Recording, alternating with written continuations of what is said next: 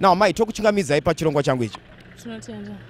Mungatsanangure kuti makazvoonawo sezvinhu izvi. Murume uyu kuona semuonero wandakaita murume uyu anga ari murume aitotambudzikawo kwemakore akati wandei. Saka akauya pamadzibaba Mateo achida kubatsiwa. Isu ndo patakazoona abatsiwa akanzi ngabude panze atenderere. Paakatenderera anga ine bhegi rake secho ranga inaro. Paakadzibuda panze uone zviri kukuteera uchifamba. Ndo paakazodzoka achinzi bhegi mako munei, abva avhura zipi, abva ona mine nyoka mbiri dzanga dzirimo dzanga dzakakura. Dzabva dzabuda iye akatotiza akatotyawo nazvo. Madzibaba Mateo ndo pavakazodzibata. Saka vanhu vakutaura vari kuti murume uyu inyoka dzake, but murume uyu aitoshandiswa nenyoka idzodzo. Aitotsvagawo rubatsiro kubvawo kune vanhu vanobatsira. Saka ini semuonero wandakaita ndaitodarikawo ndakatongozvionawo. Ndoti kune vanhu vari kutaurawo munyika ngavataure zvavakaona kwete kutaura zvekunyeba.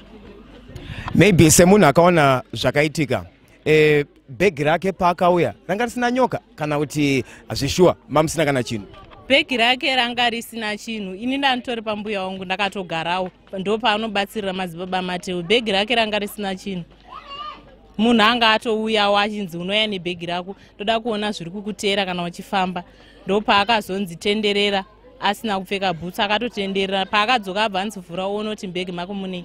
Ndo paakazoona mine nyoka mbiri dzakakura akatotizawo iye wachona.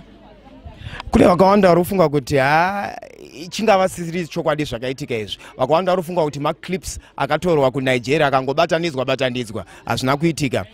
Budai pachena.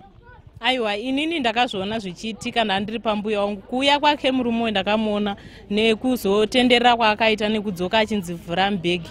Nyoka dzakazobuda mushure mekunge anzi tenderera uone zvinokuteera kana uchifamba. Viewers, this is your program. We call this and that. What do you think about this story? What do you think about Madzibaba Mateo? What do you think about the man with the 2 snakes? Don't